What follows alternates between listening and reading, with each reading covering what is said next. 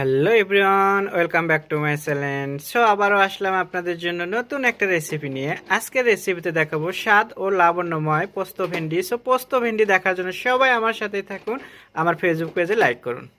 আসসালামু আলাইকুম, সবাই কেমন আছেন? আশা করি সবাই ভালো আছেন। স্বাদ ও স্বাদের গল্পের সাথে আবারও আসলাম আপনাদের জন্য নতুন একটা রেসিপি নিয়ে। আজকের রেসিপিতে থাকতেছে পোস্ত ভেন্ডি। সো আজকে পোস্ত ভেন্ডির জন্য আমি এখানে ভেন্ডি নিছি। ভেন্ডিটা দেখতেই পাচ্ছেন, শুধু আগা আর গোড়াটা আমি কেটে নিছি লম্বা লম্বা করে। এটার জন্য আমি কি কি উপকরণ নিচ্ছি সেটা দেখাচ্ছি। আমি এখানে একটু কাজু বাদাম নিচ্ছি, একটু আদা রসুন বাটা, একটা পেঁয়াজ, আর সাথে দিয়ে দিচ্ছি একটু হলুদ পাউডার, একটু মরিচ পাউডার, সাথে দিয়ে দিচ্ছি 1 চা চামচ পোস্তদানা। এখন আমি সবগুলো একসাথে ব্লেন্ডার করে নেব।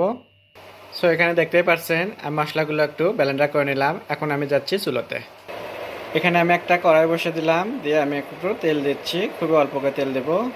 এখন মশলাগুলো ব্লেন্ডার করা আমি এখন অ্যাড করে দিচ্ছি তেলের সাথে। সো ব্লেন্ডারটা ধুয়ে আমি সামান্য একটু পানি দিয়ে দিচ্ছি। এখন আমি 2 মিনিট মশলাটাকে ভালো করে একটু কষে নেব এইভাবে।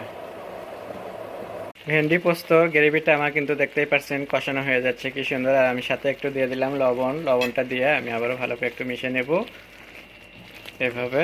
সো খুবই মজাদার একটা রেসিপি করে দেখাচ্ছি আপনাদেরকে। সো আশা করি আপনাদের খুবই ভালো লাগবে।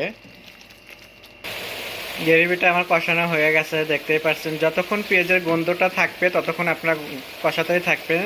দেখবেন যে পেঁয়াজের গন্ধটা চলে গেলে পর্যন্ত কষানো শেষ হয়ে যাবে। সেটা খুব মজা লাগে। আমি এখন এখানে ভেন্ডিটা দিয়ে দিচ্ছি।